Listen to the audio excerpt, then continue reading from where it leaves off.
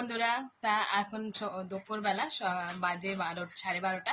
তা আজ আমরা দীঘা যাচ্ছি। দেখো আমরা রেডি হয়ে গেছি। এই ড্রেসটা আমি মানে আজকে এই ড্রেসটা পরলাম।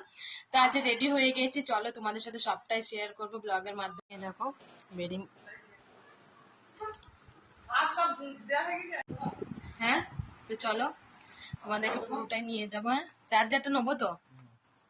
এই যে আমি, এই কৃতিকা সোনা, সবাই আমরা এখন রেডি হয়ে গেছি। চলো, ট্রেন পাবো না, তাড়াতাড়ি করছে সবাই।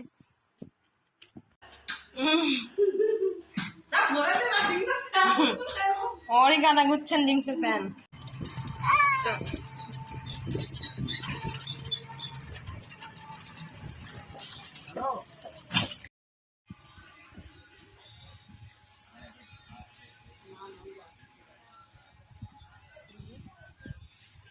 আচ্ছা, হ্যালো, স্টেশন চলে এসেছি, দায়া স্টেশন। এসেই শুনলাম নাকি একটা ট্রেন ক্যান্সেল।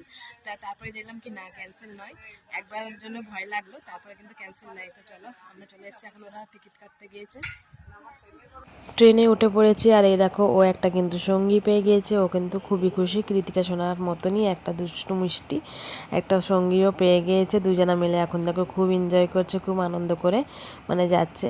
তার করতেই দেখো আমরা যখন এইদিকে হাওড়া থেকে যেই ট্রেনটা নিলাম, সেইখান থেকে দেখো কত বৃষ্টি পড়ছে, সমানে বৃষ্টি পড়ছে, অনেকক্ষণ ধরেই বৃষ্টি পড়ছে। তো যাই হোক, তারপরেই দেখো আমরা চলে এসেছি হাওড়া স্টেশনে। হাওড়া স্টেশনে আসার পরই এই যে এইখানে আমরা এখন একটুখানি ওয়েট করছি ট্রেন আসার ইয়েতে।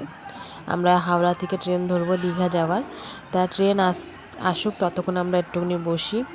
তা আমরা একটু বসলাম, তারপরই ট্রেন চলে এসেছিলো আমাদেরও। তা এখন এই দেখো দুষ্টুগুলো এখন এদিক ওদিক করছে, এবং আমরা এইখানে খাওয়া দাওয়াটা কমপ্লিট করে নিলাম। কারণ ট্রেনে কেমন সিট হবে না কি হবে, এই জন্য এইখানেই কমপ্লিট করে নিলাম, খাওয়া দাওয়া করে নিলাম। তা দেখো তোমাদের হাওড়া স্টেশনে বড় পারা একটা ফ্যান আমি দেখাই, যে এত বড় বড় ব্লেডগুলো, আদেও হাওয়া কি হচ্ছে কি হচ্ছে না কিছুই বুঝছি না। যাই হোক, আমরা কিন্তু ট্রেনে চলে এসেছি।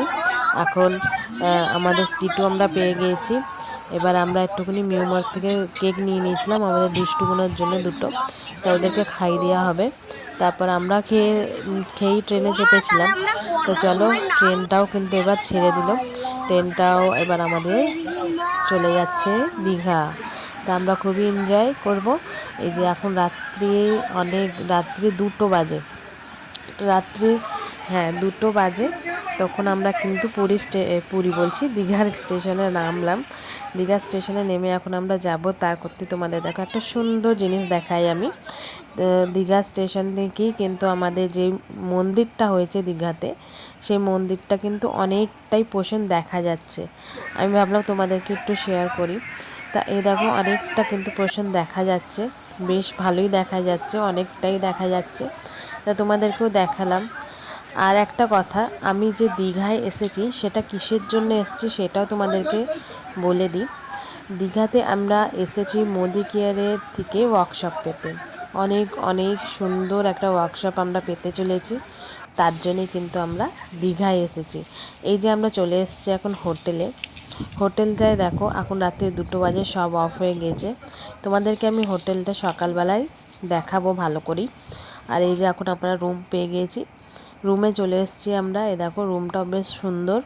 তা এখানে আমাদের মোদি কেয়ার ওয়ার্কশপ হতে চলেছে, আর আমরা অনেক কিছু শিখতে চলেছি। যা চলো তোমরাও থাকো সঙ্গে, অনেক কিছু শেখার।